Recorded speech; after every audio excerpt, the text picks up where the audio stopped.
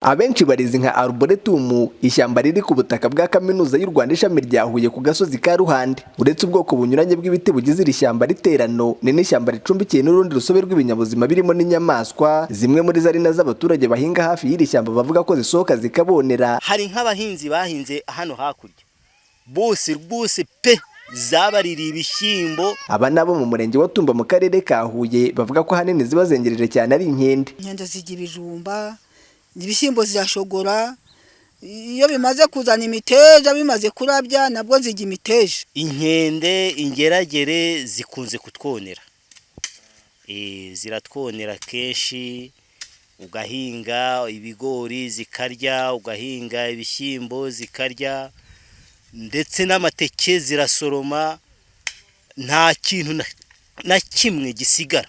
Guhera ukibitera inkende ziraza zikagitabura zikakivanamo, zamara kugikuramo ukagaruka ugatera bwa kabiri, nabwo iyo utaharinze ziraza zikagikuramo. Iyo bigeze hagati mu misigati uri kubagara zicimbura imisigati. Byaba ari ibishyimbo tugahinga zikaza zikabicukura nyine zikazibikuramo mu butaka, cyangwa se byaba byameze zikabicamo urugoyi.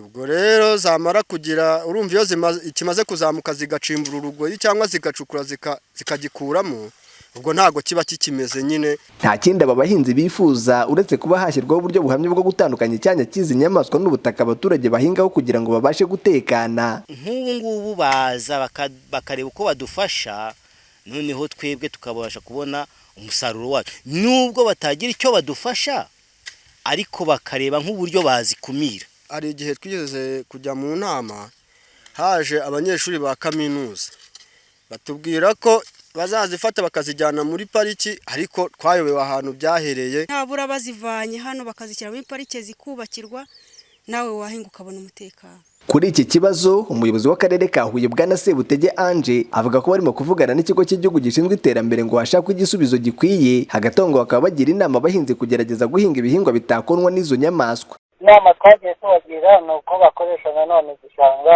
hakurikijwe nanone ibihingwa bidashobora kubangamirana, ni urusobe rw'ibinyabuzima kandi rugomba kubungabungwa. Twagiye tubahuza n'abantu bashinzwe kubungabunga ibidukikije no kurengera urusobe rw'ibinyabuzima, kandi ibikorwa byabo by'ubuhinzi birakomeza kandi nta mpamvu. Kugira ngo nabyo byose ni inama tugenda dutanga ko urusobe rw'ibinyabuzima rugenda hashakwa ibisubizo mu bufatanye n'ikigo cy'igihugu cy'iterambere.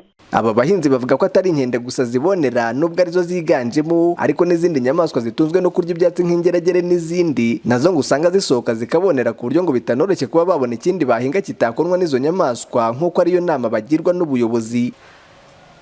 Hirwa Benjamin, TV1 mu karere ka Huye.